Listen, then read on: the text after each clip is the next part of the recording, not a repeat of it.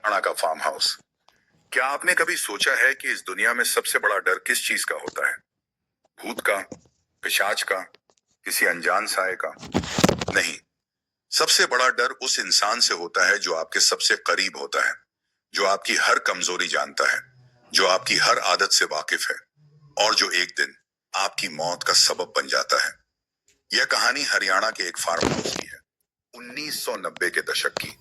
और यह कहानी इतनी दबाई गई, इतनी छुपाई गई कि अगर यह बाहर आती तो शायद इस पर कोई बड़ी फिल्म बन चुकी होती।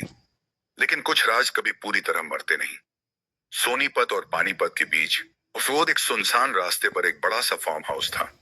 हरे भरे खेत, ऊंची ऊंची फेंसिंग और उसके अंदर एक ऐसी जिंदगी जो बाहर से जितनी खूबसूरत दिखती थी, अंदर से उतनी ही सड़ी हुई थी। इस फार्म हाउस का मालिक था राघव मलिक, दिल्ली का बड़ा बिजनेसमैन। करोड़ों की प्रॉपर्टी, नाम, शोहरत, पैसा, सब कुछ था उसके पास। लेकिन जो नहीं था वो था सुकून। राघव की बीवी थी मोहिनी, खूबसूरत, चालाक और बेहद महत्वाकांक्षी। राघव उससे प्यार करता था, अंधा होकर। और फार्म हाउस की देखभाल करता था राजू। 10 साल से 20 साल की उम्र में आया था, अब 30 का हो चुका था। राघव के लिए वो नौकर नहीं, परिवार जैसा था, या कम से कम राघव ऐसा सोचता था। एक दिन राघव ने राजू को फोन किया। राजू, बिजली विभाग की चिट्ठी आई है। रात 9 बजे से 3 बजे तक पूरी बिजली बंद रहेगी। कुछ लालटेन, टॉर्च का इंतजाम कर लो। राजू ने कहा, ठीक है मालिक। लेकिन उसी शाम जब राजू शहर से सामान लेकर लौटा, कुछ बदल चुका था। फार्म हाउस के गेट के सामने पहुंचते ही उसे अजीब सा एहसास हुआ। ऐसा लगा जैसे वो अकेला नहीं है। रास्ता सुनसान था, कोई गाड़ी नहीं, कोई आवाज नहीं। फिर भी ऐसा लग रहा था जैसे कोई उसके ठीक पीछे खड़ा है। सांसें रोककर उसने मन को समझाया, गेट खोला, अंदर कदम रखा, और उसी पल उसे लगा जैसे उसके साथ कोई और भी अंदर आ गया। रात को खाना बनाते वक्त उसे खिड़की के बाहर से किसी के झांकने का एहसास हुआ। कोई देख रहा था, हंस रहा था। राजू ने घबराकर दोबारा देखा, वहां कोई नहीं था। फिर भी डर उसके सीने में बैठ गया था। खाना जल्दी जल्दी खत्म किया, बाहर हाथ धोने निकला, और तभी खेत की तरफ से आवाजें आने लगी। अजीब, भारी, इंसानी नहीं लगती। उसने खेत की लाइट जलाने की कोशिश की और पूरे फार्म हाउस की बिजली चली गई। रात के ठीक 9 बज चुके थे। अंधेरे में राजू ने कांपते हाथों से इमरजेंसी लाइट ढूंढी।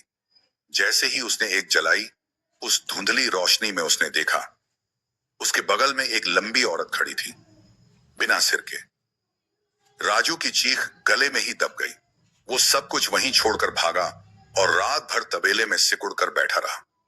अगले दिन जब राघव पहुंचा, मां ख्वायरा में पहुंचा, फार्म हाउस पर एक अजीब खामोशी थी। वो खामोशी जो किसी बुरी खबर से पहले आती है। राजू तबेले के कोने में दुबका बैठा था, कांप रहा था। राघव ने उसके कंधे पर हाथ रखा।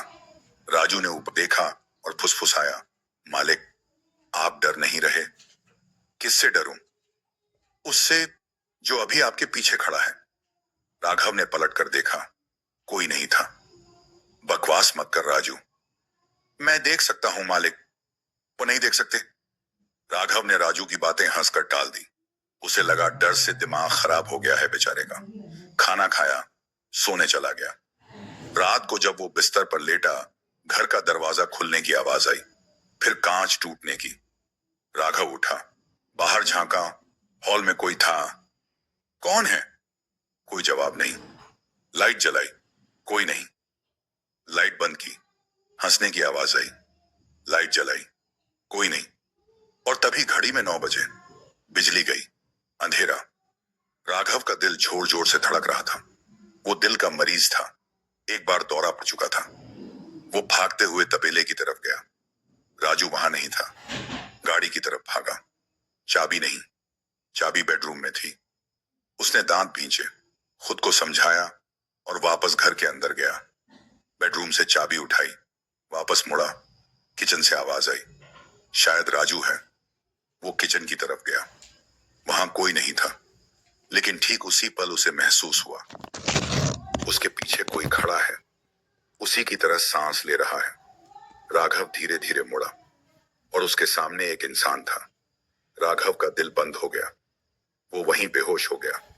जब उसकी आंखें खुली, घड़ी में 2:50 थे। जमीन पर पड़े पड़े उसने देखा, सामने वो शख्स अंधेरे में फोन पर बात कर रहा था। मैडम, ज्यादा से ज्यादा बेहोश कर पाया उन्हें। दिल का दौरा नहीं पड़ा। क्या मैं उन्हें खेत में दफना दूं? राघव का खून जम गया।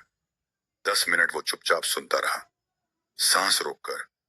और फिर 3 बजे बिजली आई। राघव तेजी से उठा। किचन के चाकू ने उस शख्स की गर्दन को छुआ।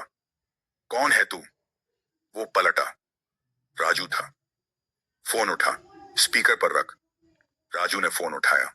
उधर से आवाज आई, मोहिनी की। मार दिया ना उसे? आज ही है अजसा।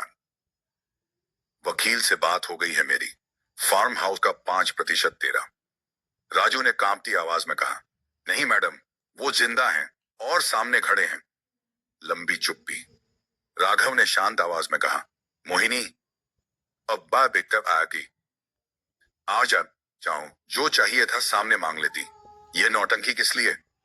1.5 घंटे बाद मोहिनी फार्म हाउस में दाखिल हुई। मुस्कुराते हुए बोली, अच्छा हुआ समझ आ गई। और तभी राजू ने वो काम किया जिसकी उसे जिंदगी भर कसक रहेगी। चाकू, मोहिनी, जमीन, खून। राघव ने राजू की तरफ देखा और बस इतना कहा, जानता था, सब जानता था।